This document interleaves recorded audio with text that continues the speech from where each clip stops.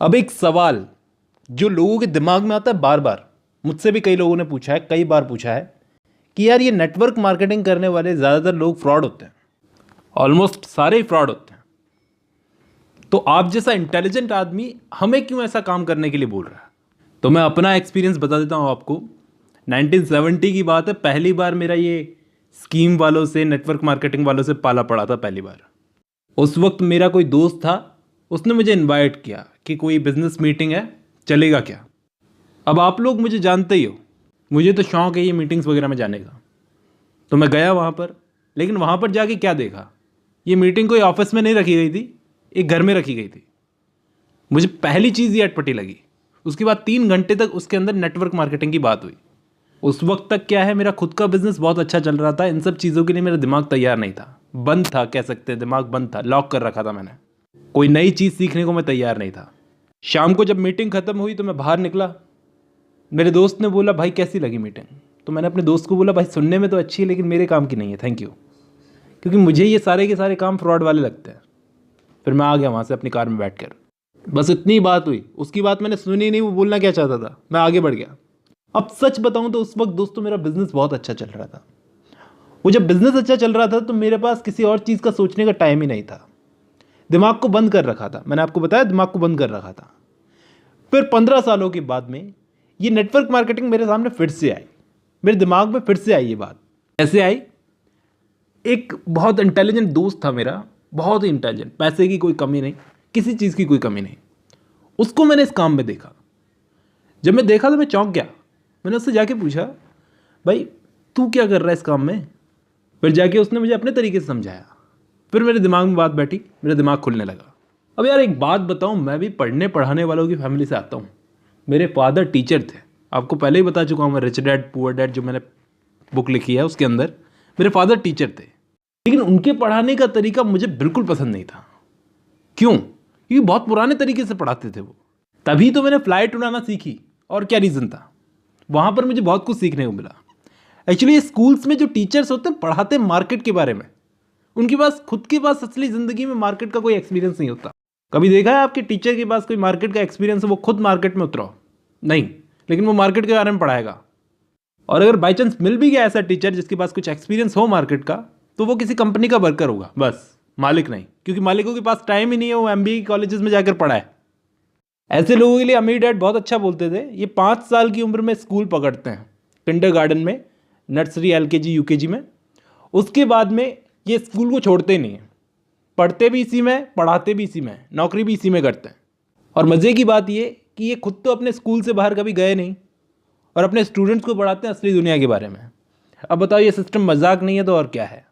मुझे समझ में नहीं आता एक स्कूल टीचर आपको कैसे बताएगा कि आप सड़कों पर कैसे ज़िंदा बचे रह सकते हो, जो खुद ही कभी सड़कों पर नहीं निकला, स्कूल से बाहर निकलकर वापस स्कूल में घुस गया पढ़ाने के लिए, क्या असली ज़िंदगी के बारे में।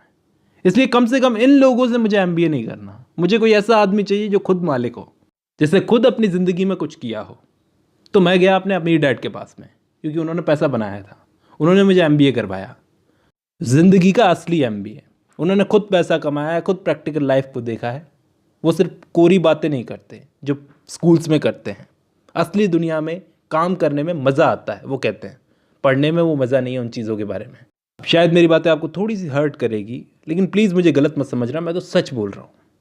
ईंट फेंक कर मत मारना मेरे ऊपर। अब उस स्कूल को छोड़ने के बाद मैंने असली दुनिया में अपना खुद का पहला नायलॉन का बिज़नेस खोला। एक टाइम तक तो काफ़ी पैसा कमाया उससे मैंने, लेकिन उसके बाद में वो कंपनी बर्बाद हो गई, दिवालिया हो गई। तो इसका मतलब आप कहोगे गलत फैसला ले लिया, अब क्या करेगा? दुम दबा के वापस आएगा MBA के अंदर? नहीं, इससे मैंने बहुत कुछ सीखा। शायद MBA करते करते मुझे ये सीखने को नहीं मिलता। खैर, कंपनी बर्बाद हो गई, दुख तो होता ही है, हादसा था। और मेरी डैड मेरे पास में आया, मुझे कॉन्ग्रेचुलेट किया, बोला अच्छा किया, तुमको एक ऐसा लेसन मिला है, मिलियंस का लेसन मिला है जो तुम्हें MBA की क्लास में नहीं मिलता। ठीक है, अभी जो तुम पैसा कमा रहे थे वो तुम्हारा कंफर्ट जोन बनता जा रहा था। अच्छा हुआ, अब वापस थोड़ा गरीबी में आओ और वापस से एक स्टूडेंट की तरह सोचो, क्योंकि अब तुम्हारे सारे रास्ते बंद हो गए। अब वापस एक स्टूडेंट की तरह सोचो, दिमाग को सोचने का टाइम दो। इस नायलॉन के बिजनेस में तुम कंफर्ट जोन ढूंढ लेते अपना। इंसान भागता रहता है, भागता रहता है, लेकिन दिमाग को सोचने का मौका नहीं देता। इसलिए मैंने कहा था कि 1970 में जब पहली बार मेरे पास ये नेटवर्क मार्केटिंग का ऑफर आया, उस वक्त मेरा बिजनेस अच्छा चल रहा था, मेरा बिजनेस बहुत ही अच्छा चल रहा था, इसलिए मेरे पास दूसरी चीज़ के लिए सोचने का टाइम ही नहीं था। जबकि आज 15 साल बाद है। और एक सच बात बताऊं दोस्तों, ये नेटवर्क मार्केटिंग में आपको ऐसे लोग सिखाते हैं जो अपनी लाइफ को खुद एक्सपीरियंस करके आए हैं।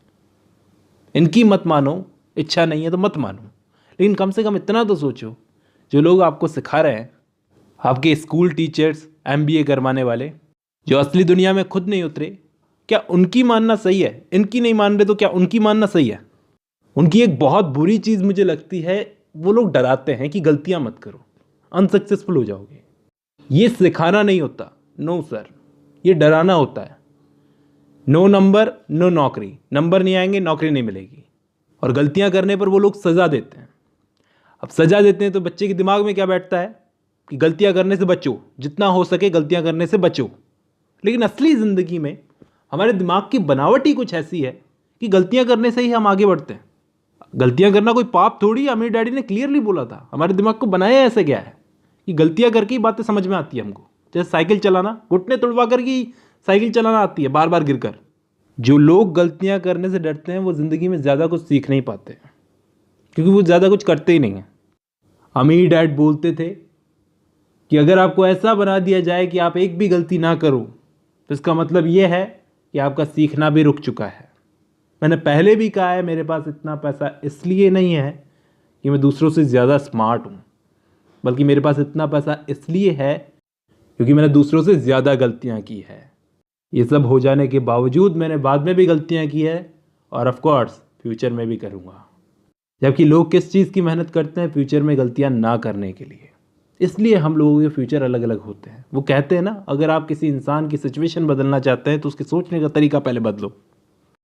लेकिन इंसान अपने सोचने का तरीका कैसे बदले जब उसको फेल होने पर इतना क्रिटिसाइज किया जाता है? तो जब मैं वियतनाम में था ना, तो मैंने बहुत सारे जवान लड़कों को घायल होते हुए देखा था मेरे साथ के।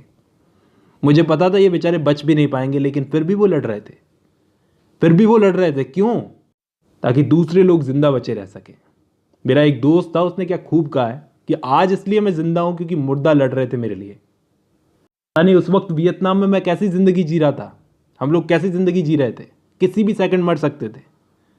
उस शांत रातों में सोचता था कि अभी मर जाऊं तो बहुत अच्छा है, लेकिन जब जिंदा बच गया तो तय किया कि अब कैसी जिंदगी जीनी है। मैंने सीखा कि मैं जान जैसा बड़ा रिस्क लेके आया हूं, ये तो फिर भी छोटे मोटे रिस्क हैं। एजुकेशन का सही मतलब है बाहर निकलना, सीखना, बाहर जाके प्रैक्टिकल लाइफ से। एक मैगजीन के हिसाब से एक अमीर आदमी वो होता है जो साल में $10 लाख या उससे ज़्यादा कमाता है, और एक गरीब आदमी वो होता है जो $25,000 से कम कमाता है। अब सवाल ये नहीं है कि आप कितने कमा रहे हो, बल्कि सवाल ये है कि आपकी एजुकेशन आपको $10 लाख से ज़्यादा या $10 लाख कमा के दे रही है। अगर नहीं तो आपको ज़रूरत है एक बेहतर एजुकेशन की। मेरे कहने का मतलब साफ है। वो एजुकेशन मैंने कब ली थी पता है? जब मेरा नायलॉन का बिजनेस डूबा था। उस वक्त मेरे अमीर डैड ने आकर मुझे कॉन्ग्रेचुलेट किया कि ये जब तुम फेल हुए हो, इससे तुमने सीखा है, ये सीखना बहुत ज़रूरी है। करोड़ों वाली चीज़ तुमने सीखी है जो किसी MBA में तुमको नहीं सिखा पाते। ये वाले एजुकेशन की ज़रूरत है। बाकी का नेक्स्ट चैप्टर में डिस्कस करेंगे।